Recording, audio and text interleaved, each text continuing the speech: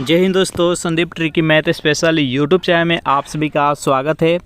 Bihar police constable विज्ञापन संख्या 01/2023 जिसमें टोटल पोस्ट है 21,391।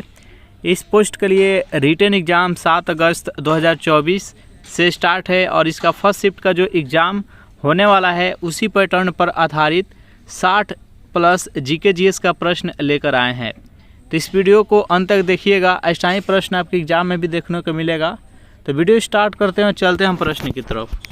पहला प्रश्न है आपके सामने कि प्रधान मध्याह्न रेखा कहाँ से गुजरती है? अमेरिका से, इंग्लैंड से, रूस से और फ्रांस से। बताइए यहाँ पर 1 नंबर प्रश्न का राइट आंसर क्या है? प्रधान मध्याह्न रेखा कहाँ से गुजरती है? तो जो भी कैंडिडेट यहाँ पर ऑप्शन नंबर बी के साथ जा रहे हैं इंग्लैंड के ग्रीनविच से गुजरती है, तो इसका राइट आंसर है ऑप्शन नंबर बी, जिसको जीरो देशांतर रेखा बोलते हैं। सेकेंड नंबर प्रश्न देखते हैं। प्रश्न है आपके सामने कि पश्चिमी घाट पर्वत का दूसरा नाम क्या है? सतपुरा, नीलगिरी, हिमाद्री और सह्याद्री। बताइए यहाँ पर सेकेंड नंबर प्रश्न का सही आंसर क्या है? पश्चिमी घाट पर्वत का दूसरा नाम क्या है? जल्दी से कमेंट कीजिए इस प्रश्न का राइट आंसर क्या है। तो जो भी कैंडिडेट यहाँ पर ऑप्शन नंबर डी के साथ जा रहे हैं सह्याद्री, बिल्कुल सही जवाब है। नेक्स्ट यहाँ पर 3 नंबर प्रश्न है आपके सामने कि सर्वप्रथम सूती वस्त्र उद्योग की स्थापना कब हुई थी? 1844 में, 1854 में, 1896, 1901। बताइए 3 नंबर प्रश्न का राइट आंसर क्या है? तो सर्वप्रथम सूती वस्त्र का उद्योग की स्थापना कब हुई थी? तो 1854 ईस्वी में हुआ था। जो भी कैंडिडेट यहाँ पर ऑप्शन नंबर बी के साथ जा रहे हैं, बिल्कुल सही जवाब है। कहाँ पर हुआ था? तो बम्बई में। उस टाइम उसका नाम बम्बई था, वर्तमान समय में मुंबई है, जो कि महाराष्ट्र में स्थित है। 4 नंबर प्रश्न है आपके सामने कि डच कहाँ के निवासी थे? हॉलैंड के, अमेरिका के, क्रोएशिया के और अफगान के। बताइए यहाँ पर 4 नंबर प्रश्न का राइट आंसर क्या है? तो डच कहाँ के निवासी थे? तो ये हॉलैंड के थे। जो भी कैंडिडेट यहाँ पर ऑप्शन नंबर ए के साथ जा रहे हैं, बिल्कुल सही जवाब है। यहाँ पर डच नाम आया है, तो यहाँ से कुछ महत्वपूर्ण प्रश्न जान लेते हैं। तो भारत में यूरोपीय देशों के आगमन के बारे में जान लेते हैं। तो सबसे पहले पुर्तगाली आया था। कब आया था? तो 1498 ईस्वी में। पुर्तगाली के बाद से ये डच आए थे। डच कब आए थे? तो ये 1595 ईस्वी में आए थे। फर्स्ट में पुर्तगाली, 2 नंबर पर डच, 3 नंबर पे ब्रिटिश आया था यानी ब्रिटेन। वो कब आया था? तो ये आया था 1600 ईस्वी में। चौथे नंबर पर कौन आया था? तो डेनिश आया था, जिसको वर्तमान समय में डेनमार्क बोलते हैं। वो कब आया था? तो 1616 ईस्वी में। उसके बाद लास्ट में आया था फ्रांस। फ्रांस कब आया था? तो 1664 ईस्वी में। ये आपको क्रम याद रखना है कि यूरोपीय आगमन जितने भी कंट्री जो भारत में आए थे उन लोग का क्रम क्या है और कौन सी ईस्वी में आए थे। नेक्स्ट यहाँ पर 5वां प्रश्न है कि राष्ट्रीय फिल्म अभिलेखागार कहाँ स्थित है? भोपाल में, इलाहाबाद में, हरिद्वार में और पुणे में। बताइए यहाँ पर 5वां प्रश्न का राइट आंसर क्या है? तो जो भी कैंडिडेट यहाँ पर ऑप्शन नंबर डी के साथ जा रहे हैं, पुणे, बिल्कुल सही जवाब है। 6 नंबर प्रश्न है आपके सामने कि सुमात्रा द्वीप कहाँ पर स्थित है? भारत में, श्रीलंका में, इंडोनेशिया में और नेपाल में। बताइए यहाँ पर 6 नंबर प्रश्न का राइट आंसर क्या है? सुमात्रा द्वीप कहाँ पर स्थित है? जल्दी से कमेंट कीजिए। तो जो भी कैंडिडेट यहाँ पर ऑप्शन नंबर सी के साथ जा रहे हैं, इंडोनेशिया, बिल्कुल सही जवाब है। सेशन आपको अच्छा लग रहा है तो वीडियो को लाइक कर दे, अपने दोस्तों का पास शेयर कर दे। अभी तक इस चैनल को सब्सक्राइब नहीं किए होंगे तो फटाफट इस चैनल को सब्सक्राइब कर दे। चलिए नेक्स्ट क्वेश्चन देखते हैं। 7 नंबर प्रश्न है आपके सामने, इंटरनल इंडिया के लेखक कौन है? इंदिरा गांधी, किरण बेदी, चेतन भगत और दीपक चोपड़ा। बताइए यहाँ पर 7 नंबर प्रश्न का राइट आंसर क्या है? इंटरनल इंडिया के लेखक कौन है? जल्दी से कमेंट कीजिए। तो जो भी कैंडिडेट यहाँ पर ऑप्शन नंबर ए के साथ जा रहे हैं, इंदिरा गांधी, बिल्कुल सही जवाब है। नेक्स्ट यहाँ पर 8 नंबर प्रश्न है कि सर्वाधिक प्रोटीन किस में पाया जाता है? दूध में, अंडा में, सोयाबीन में और मछली के तेल में। बताइए यहाँ पर 8 नंबर प्रश्न का राइट आंसर क्या है? सर्वाधिक प्रोटीन किस में पाया जाता है?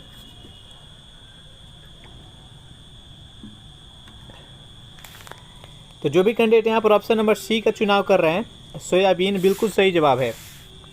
सोयाबीन में 80% प्रोटीन पाया जाता है, याद रखिएगा। नेक्स्ट यहाँ पर 9 नंबर प्रश्न है कि जल स्वराज्य परियोजना किस राज्य में चलाई जा रही है? महाराष्ट्र में, आंध्र प्रदेश में, गुजरात में और केरल में। बताइए 9 नंबर प्रश्न का राइट आंसर क्या है? जल स्वराज्य परियोजना किस राज्य में चलाई जा रही है? तो जो भी कैंडिडेट यहाँ पर ऑप्शन नंबर ए का चुनाव कर रहे हैं, महाराष्ट्र, बिल्कुल सही जवाब है। नेक्स्ट यहाँ पर 10 नंबर प्रश्न है कि भारत में रबर का सबसे बड़ा उत्पादक राज्य कौन सा है? गुजरात है, केरल है, कर्नाटक है और तमिलनाडु है। बताइए यहाँ पर 10 नंबर प्रश्न का राइट आंसर क्या है। भारत में रबर का सबसे बड़ा उत्पादक राज्य कौन सा है।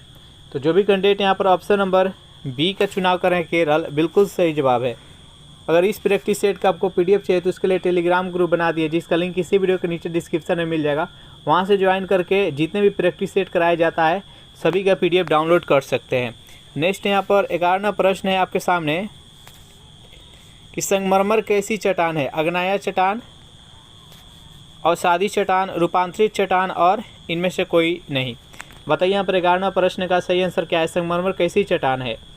तो संगमरमर कैसी चट्टान है, तो यह एक रूपांतरित चट्टान है। जो भी कैंडिडेट यहाँ पर ऑप्शन नंबर सी का चुनाव कर रहे हैं, रूपांतरित चट्टान बिल्कुल सही जवाब। इसको कयांतरित चट्टान भी बोला जाता है।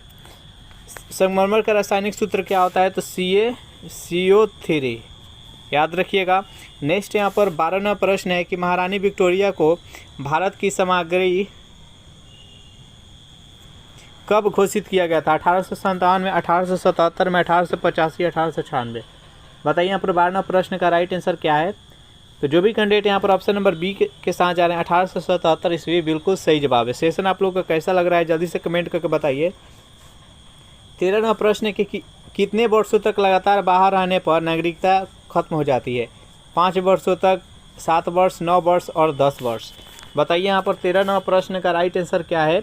कितने वर्ष तक बिना सरकार से बताए, यहाँ के सरकार से बताए और बाहर रह रहे हैं, आप दूसरे कंट्री में रह रहे हैं, तो आपका नागरिकता खत्म हो जाएगा। तो 7 वर्ष। जो भी कैंडिडेट यहाँ पर ऑप्शन नंबर बी के साथ जा रहे हैं, बिल्कुल सही जवाब। 14वां प्रश्न है आपके सामने कि भारत रत्न सम्मान देने की शुरुआत कब से हुई।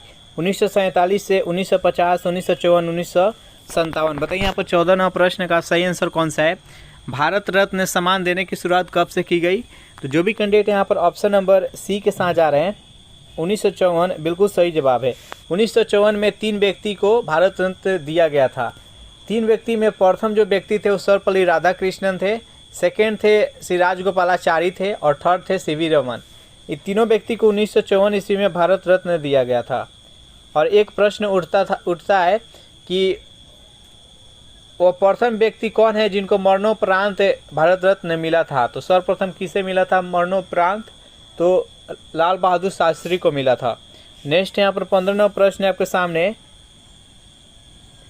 एक्यूपंक्चर सबसे अधिक कहाँ प्रचलित है। भारत में, अमेरिका में, चीन में और जापान में। बताइए यहाँ पर 15वां प्रश्न का राइट आंसर क्या है। तो जो भी कैंडिडेट यहाँ पर ऑप्शन नंबर सी के साथ जा रहे हैं, चीन, बिल्कुल सही जवाब है। 16वां प्रश्न है आपके सामने कि हाव ए सर्व कर किस पर लगाया जाता है। उद्योग पर, व्यापार पर, सिंचाई पर और खनन पर। बताइए यहाँ पर 16वां प्रश्न का सही आंसर कौन सा है। हाव ए सर्व कर किस पर लगाया जाता है। तो यह कर सर्वप्रथम किसके द्वारा लगाया गया था। तो ये फिरोज शाह तुगलक के द्वारा लगाया था। यह एक सिंचाई कर है और सिंचाई पर यह कर लगाया जाता है। सर्वप्रथम फिरोज शाह तुगलक के द्वारा लगाया गया था और फिरोज शाह तुगलक के द्वारा सर्वप्रथम ब्राह्मणों पर जजिया कर लगाया गया था। यह भी याद रखिएगा। 2 इम्पोर्टेंट क्वेश्चन वहाँ से बनता है कि सिंचाई कर किसने लगाया था, जिसको हाव ए सर्व बोलते हैं, और एक है ब्राह्मणों पर जजिया लगाया था। दोनों लगाया था वो फिरोज शाह तुगलक ने। तो यह एक सिंचाई कर है। इसका राइट आंसर है ऑप्शन नंबर सी। नेक्स्ट यहाँ पर 17वां प्रश्न है कि ग्रीनलैंड किसके अधिकार क्षेत्र में है। डेनमार्क के, कनाडा के, यूएसए के और इंग्लैंड के। बताइए यहाँ पर 17वां प्रश्न का राइट आंसर क्या है। ग्रीनलैंड किसके अधिकार क्षेत्र में है। जो भी कैंडिडेट यहाँ पर ऑप्शन नंबर ए के साथ जा रहे हैं, डेनमार्क, बिल्कुल सही जवाब है। ग्रीनलैंड है जो कि विश्व के सबसे बड़ी द्वीप है, याद रखिएगा। नेक्स्ट यहाँ पर 18वां प्रश्न है कि अरब सागर में गिरने वाली देश की सबसे बड़ी नदी कौन सी है। गंगा नदी है, कृष्णा नदी है, ब्रह्मपुत्र नदी है और नर्मदा नदी है। बताइए यहाँ पर 18वां प्रश्न का राइट आंसर क्या है। यहाँ पर पूछा गया है कि वह नदी सबसे बड़ी कौन सी है जो कि अरब सागर में गिरती है। ये ध्यान में रखिएगा, अरब सागर की बात कही जा रही है। तो अरब सागर में गिरने वाली सबसे लंबी नदी कौन सी है, तो नर्मदा नदी है। जो भी कैंडिडेट यहाँ पर ऑप्शन नंबर डी के साथ जा रहे हैं, बिल्कुल सही जवाब है। नर्मदा नदी यहाँ पर आया है तो यहाँ इससे कुछ महत्वपूर्ण प्रश्न बनता है, सब कुछ जान लेते हैं। देखिए नर्मदा नदी कहाँ से निकलता है, तो ये अमरकंटक से निकलता है। और सबसे सीधा चलने वाली नदी कौन सी है, तो नर्मदा नदी है। नर्मदा नदी पर एक धुआंधार जल प्रपात है जो कि जबलपुर में है, जो कि महाराष्ट्र में स्थित है, ये भी याद रखिएगा। उसके बाद और नर्मदा नदी पर एक बांध है जिसको बोलते हैं सरदार सरोवर बांध। कहाँ पर है? तो गुजरात में है। उसके बाद से नर्मदा नदी को गुजरात का जीवन रेखा कहते हैं, यह भी याद रखिएगा। तो नर्मदा नदी से ये कुछ महत्वपूर्ण प्रश्न बनता है, सबको ध्यान में रखिएगा। नेक्स्ट यहाँ पर 19वां प्रश्न है आपके सामने कि मलाबार तट किसके तटीय मैदान को कहा जाता है? गुजरात के, केरल के, आंध्र प्रदेश के और गोवा के। बताइए जल्दी से। यहाँ पर 19वां प्रश्न का राइट आंसर क्या है? मलाबार तट किसके तटीय मैदान को कहा जाता है? तो ये केरल के कहा जाता है। जो भी कैंडिडेट यहाँ पर ऑप्शन नंबर बी के साथ जा रहे हैं, बिल्कुल सही जवाब है। कुछ मैप के हिसाब से समझते हैं। यहाँ पर सपोज यहाँ पर ये गुजरात हो गया, फिर यहाँ नीचे आ गया, फिर ऐसे, तो देखिए ये तो गुजरात वाला क्षेत्र हो गया, तो कठियावाड़ क्षेत्र बोलते हैं इसको। उसके बाद यहाँ से महाराष्ट्र से लेकर और यहाँ कर्नाटक तक इसको कोंकण क्षेत्र बोलते हैं। महाराष्ट्र से लेकर यहाँ कर्नाटक तक, बीच में यहाँ पर गोवा भी आ जाता है, इसको कोंकण क्षेत्र बोलते हैं। उसके बाद से यहाँ कर्नाटक से लेके और केरल तक, यहाँ तक इसको मलाबार तट बोलते हैं। फिर यहाँ से तमिलनाडु से लेकर और यहाँ आंध्र प्रदेश तक इस क्षेत्र को बोलते हैं हम कोरोमंडल बोलते हैं, कोरोमंडल याद रखिएगा। और यहाँ पर आंध्र प्रदेश से लेकर इधर पश्चिम बंगाल तक इस क्षेत्र को डेल्टाई क्षेत्र बोलते हैं। तो ये कुछ क्षेत्र है, इसको याद रखिएगा। चलिए नेक्स्ट यहाँ पर 20वां प्रश्न है कि आकाश का नीला रंग किस मंडल में स्थित है? क्षोभ मंडल में, समताप मंडल में, आयन मंडल में, ओजोन मंडल में। बताइए यहाँ पर 20वां प्रश्न का राइट आंसर क्या है? आकाश का रंग जो नीला दिखाई देता है ये किस मंडल में स्थित है? यहाँ से एक और प्रश्न बनता है, आकाश का रंग नीला क्यों दिखाई देता है? ये प्रकाश के प्रकीर्णन के कारण दिखाई देता है। यहाँ पर पूछा गया कि वह किस मंडल में है? तो आयन मंडल में है। जो भी कैंडिडेट यहाँ पर ऑप्शन नंबर सी के साथ जा रहे हैं, बिल्कुल सही जवाब है। टोटल कितना मंडल है? मंडल की संख्या टोटल 5 है। सबसे नीचे जो है वो क्षोभ मंडल कहते हैं। उसके बाद आता है आयन संताप मंडल। यहाँ पर देखते हैं आपसे, यहाँ पर ये क्षोभ मंडल हो गया, ये हो गया संताप मंडल, ये हो गया मध्य मंडल, ये हो गया आयन मंडल और ये हो गया बहिर्मंडल। इस प्रकार से याद रखिएगा। क्षोभ मंडल में जितने भी वायुमंडलीय घटना, जितने भी पर्यावरणीय घटना होता है, बादल दिखाई देता है, वर्षा होता है, वायुमंडल होता है, सब कुछ क्षोभ मंडल में होता है। संताप मंडल में ओजोन परत होता है, एरोप्लेन उड़ाई जाती है, सब कुछ ये संताप मंडल में उड़ाई जाती है। ओजोन परत का क्या मुख्य कारण है, कार्य है, सॉरी। तो सूर्य के प्रकाश द्वारा जो भी बैगनी किरण आती है तो सभी को अवशोषित कर लेता है। कौन? तो ओजोन परत। ओजोन परत की मोटाई किससे मापा जाता है? तो डॉप्सन से मापा जाता है, याद रखिएगा। ओजोन परत के आणविक सूत्र क्या होता है? तो O3 होता है। चलिए नेक्स्ट यहाँ पर 21वां प्रश्न देखते हैं। किसके परिक्रमण के कारण पृथ्वी पर ऋतु परिवर्तित होता है? सूर्य के, पृथ्वी के, चंद्रमा के और ग्रहों के। बताइए यहाँ पर 21वां प्रश्न का राइट आंसर क्या है? किसके परिक्रमण के कारण पृथ्वी पर ऋतु परिवर्तन होता है? तो जो भी कैंडिडेट यहाँ पर ऑप्शन नंबर बी के साथ जा रहे हैं, बिल्कुल सही जवाब है। देखिए जब पृथ्वी सूर्य का चक्कर लगाता है तो दिन और रात होता है। ध्यान से सुनिएगा, जब पृथ्वी सूर्य का चक्कर लगाता है तब दिन और रात होता है। और जब पृथ्वी अपने अक्ष पर घूमते हुए सूर्य का चक्कर लगाता है तो जो अक्ष पर अपना घूम रहा है, इसी से ऋतु परिवर्तन होता है। तो जब पृथ्वी अपने अक्ष पर घूमे तो इससे ऋतु परिवर्तन होता है, और जब वो सूर्य का चक्कर पूरा लगाता है तो इससे दिन और रात होता है। नेक्स्ट यहाँ पर 22वां प्रश्न की, पौधे नाइट्रोजन को किस रूप में प्रयोग करते हैं? नाइट्राइट के रूप में, नाइट्रेट के रूप में, न्यूक्लिक एसिड के रूप में, गैसों के रूप में। बताइए यहाँ पर 22वां प्रश्न का राइट आंसर क्या है? पौधे जो होते हैं वो नाइट्रोजन किस रूप में प्राप्त करते हैं? तो वो नाइट्रेट के रूप में प्राप्त करते हैं। जो भी कैंडिडेट यहाँ पर ऑप्शन नंबर बी के साथ जा रहे हैं, बिल्कुल सही जवाब है। 23वां प्रश्न है कि कृत्रिम उपग्रह छोड़ने वाला प्रथम देश कौन सा है? अमेरिका है, जापान है, रूस है और चीन है। बताइए यहाँ पर 23वां प्रश्न का राइट आंसर क्या है? कृत्रिम उपग्रह छोड़ने वाला प्रथम देश कौन सा है? जो भी कैंडिडेट यहाँ पर ऑप्शन नंबर सी के साथ जा रहे हैं, रूस, बिल्कुल सही जवाब है। चलिए नेक्स्ट यहाँ पर 24वां प्रश्न देखते हैं कि तारों का रंग किस पर निर्भर करता है? जो आकाश में हम तारा दिखते हैं तो कोई देखते होंगे कोई एकदम तेज जल रहा है, कोई कम जल रहा है, किसी का कलर दूसरा है, कोई किसी का कलर दूसरा है। ऐसा किस कारण से दिखता है? प्रकाश के कारण से, ताप के कारण से, दूरी के कारण से, द्रव्यमान के कारण से। बताइए यहाँ पर 24वें प्रश्न का राइट आंसर क्या है? तो जो भी कैंडिडेट यहाँ पर ऑप्शन नंबर बी बता रहे हैं ताप, बिल्कुल सही जवाब है। एक यहाँ पर डाटा है, अगर किसी तारा का छोटा आकार में हो और उसका तापमान टेम्परेचर कितना हो तो 3000 सेल्सियस, और उसका टेम्परेचर अगर 3000 सेल्सियस हो तो कैसा दिखाई देगा? तो वो लाल दिखाई देगा। अगर उसका जो तापमान है वो 30,000 अगर हो जाए, यहाँ पर 3000 था और उसके बाद 30,000 अगर सेल्सियस हो जाए तो उस तारा का तापमान कलर कैसा हो जाएगा? तो नीला हो जाएगा। याद रखिएगा, जब 3000 डिग्री सेल्सियस रहे तो वो लाल दिखाई देगा। वहीं तारा का जब टेम्परेचर 30,000 हो जाएगा तो उसका कलर है जो कि नीला दिखाई देने लगेगा। तो यहाँ पर ताप के परिवर्तन के साथ ही उसका कलर भी चेंज होता है। तो इसलिए यहाँ पर इसका राइट आंसर है ऑप्शन नंबर बी। चलिए नेक्स्ट यहाँ पर 25वां प्रश्न है कि कौन सा विटामिन जंतुओं में अपने आप बनता है? Vitamin B1, vitamin BC, vitamin B12, vitamin vitamin E. बताइए यहाँ पर 25वां प्रश्न का राइट आंसर कौन सा है? कौन सा विटामिन जंतुओं में अपने आप बनता है? तो जो भी कैंडिडेट यहाँ पर ऑप्शन नंबर सी के साथ आ रहे हैं, विटामिन B12, बिल्कुल सही जवाब है। विटामिन B12 में कौन सा तत्व पाया जाता है? तो कोबाल्ट। याद रखिएगा। नेक्स्ट यहाँ पर 26वां प्रश्न है कि प्रिंस ऑफ वेल्स भारत में पहली बार कब आए थे? 1911 में, 1921 में, 1931 में, 1941 में।